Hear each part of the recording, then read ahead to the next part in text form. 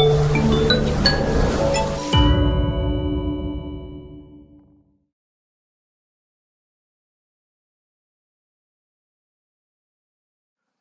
galera, tudo bem?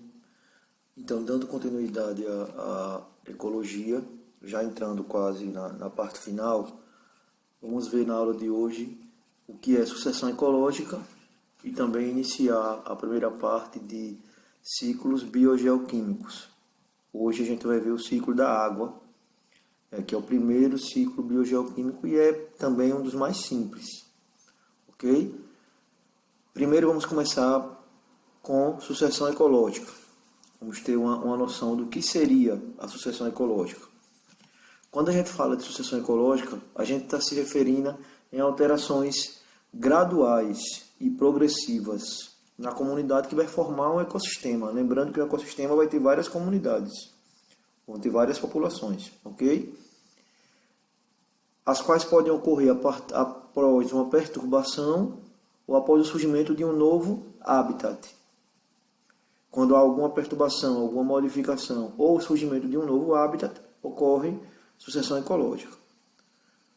Na sucessão, nós vamos observar a mudança de composição e na estrutura das comunidades, até que surja a comunidade clímax, ou seja, a comunidade estável, aquela comunidade que vai se estabelecer ali naquele determinado ecossistema.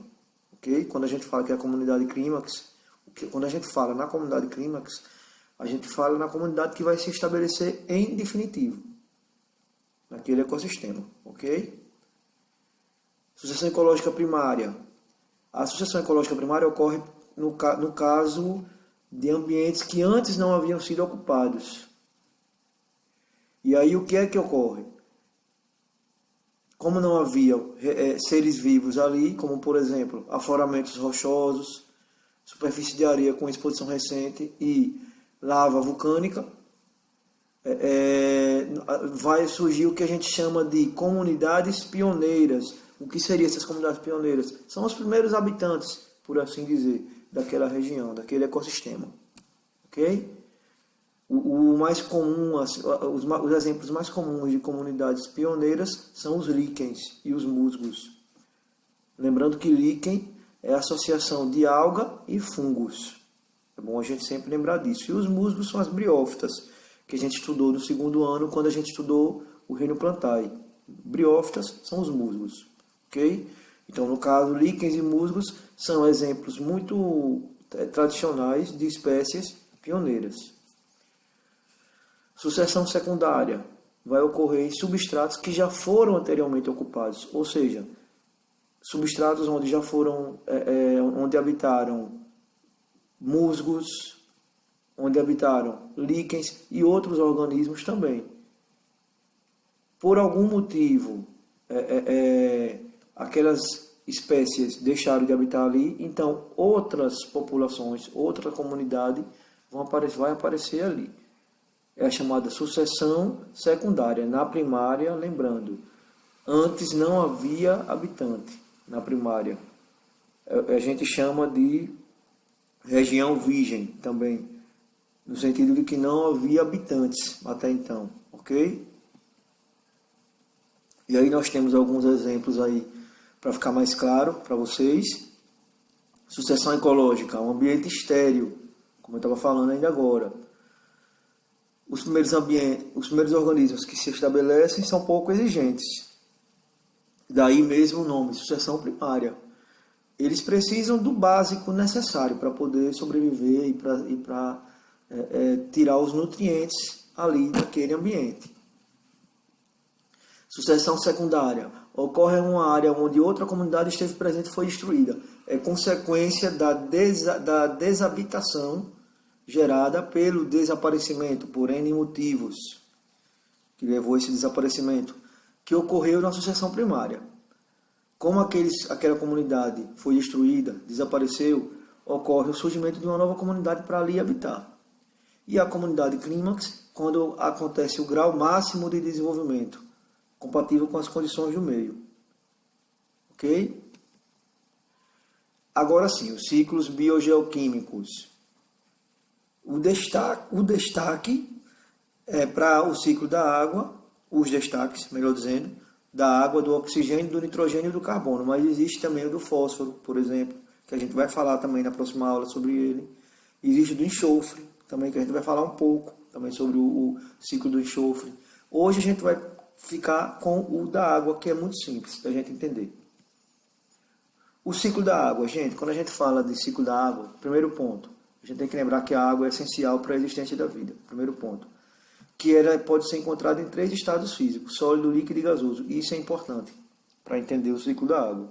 Os 3 estados vão ter fundamental importância dentro do contexto do ciclo da água. Lembrando que condensação, evaporação são processos, até mesmo, por que não dizer, a própria solidificação também, são processos que fazem parte do ciclo, o ciclo hidrológico, que é o ciclo da água. Em camadas mais altas da atmosfera, o vapor da água vai se condensar, é o que vai formar a chuva, né? Esse processo de condensação, na região, sobretudo, da troposfera, que é uma das camadas que formam a atmosfera, vai formar a chuva, que é a precipitação. Quando a gente fala em precipitação, é a queda da chuva, já no estado líquido. Ok? Quando o resfriamento vai acontecer, vai haver solidificação. E aí é onde acontece a chuva de neve ou de granizo. Aí vocês podem perguntar, e a evaporação acontece como? De várias formas. A evaporação pode vir a partir da água dos rios, quando você coloca a água para a roupa no varal, para secar, é outro exemplo. Aquele processo de secagem da roupa acontece por evaporação também. Quando a água cai sobre o ambiente terrestre, ela infiltra no solo os lençóis freáticos. A formação dos lençóis freáticos, que são aquelas áreas formadas por água que ficam embaixo do solo, na região mais interna do solo. Os seres vivos vão ingerir e absorver água do ambiente. Todo ser vivo depende de água, o que vai variar é a quantidade, a gente viu isso no primeiro ano. E a água vai ser devolvida ao ambiente por meio dos seres vivos, de várias formas. Pela respiração, o vapor d'água, a transpiração, o vapor d'água também, e a excreção pela urina, pelo suor, que são os meios mais comuns, onde a gente suor, lembrando, no caso dos mamíferos, né? Porque só quem sua são os mamíferos. É importante a gente lembrar disso. Ok?